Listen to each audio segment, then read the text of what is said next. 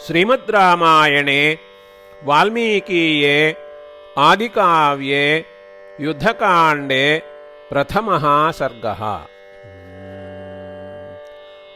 श्रुत्वा हनुमतो वाक्यं यथावदभिभाषितं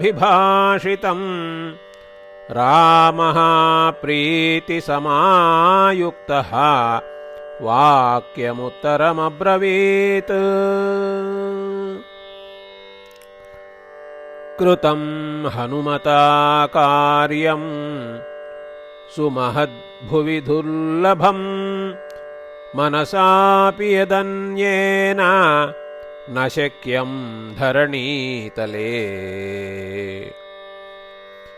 न हितं परिपश्यामि यस्तरेतमहार्णवम् अन्यत्र गरुडाद्वायोः अन्यत्र च हनूमतः। देवदानवयक्षाणां गन्धर्वोरगरक्षसाम् अप्रधृष्यां पुरीं लङ्कां रावणेन सुरक्षिताम्। प्रविष्टः सत्वमाश्रित्य स्वसन् को नाम निष्क्रमेत् को विसेत् सुदुराधर्षां राक्षसैश्च सुरक्षिताम्। यो वीर्यबलसम्पन्नः न समस्यात् हनूमतः भृत्यकार्यं हनुमता सुग्रीवस्य कृतं महत्। स्वयं विधाय स्वबलं सदृशं विक्रमस्य च यो हि भृत्यो नियुक्तः सन् भर्त्रा कर्मणि दुष्करे कुर्यात् तदनुरागेण तमाहुः पुरुषोत्तमम्। नियुक्तो यः परं कार्यं न कुर्यात् नृपतेः प्रियं भृत्यो युक्तः समर्थश्च तमाहुः मध्यमं नरम्।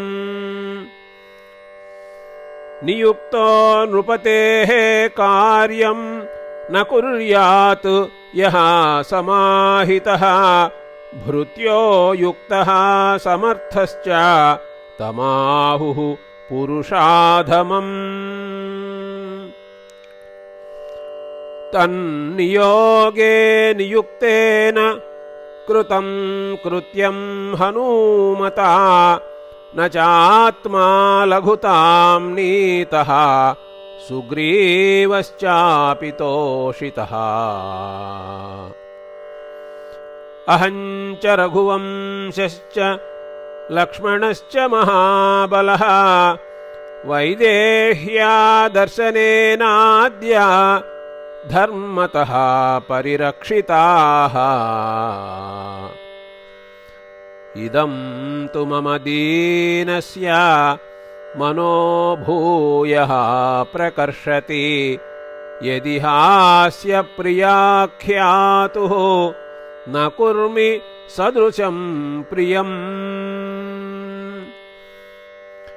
येष सर्वस्वभूतस्तु परिष्वङ्गो हनूमतः मया कालमिमं प्राप्य दत्तस्तस्य महात्मनः।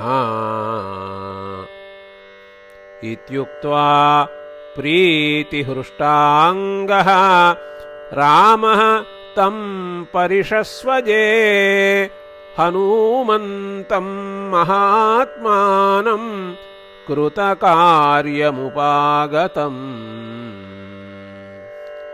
ध्यात्वा पुनरुवाचेदं वचनं रघुनन्दनः हरीणामीश्वरस्यैव सुग्रीवस्योपशृण्वतः।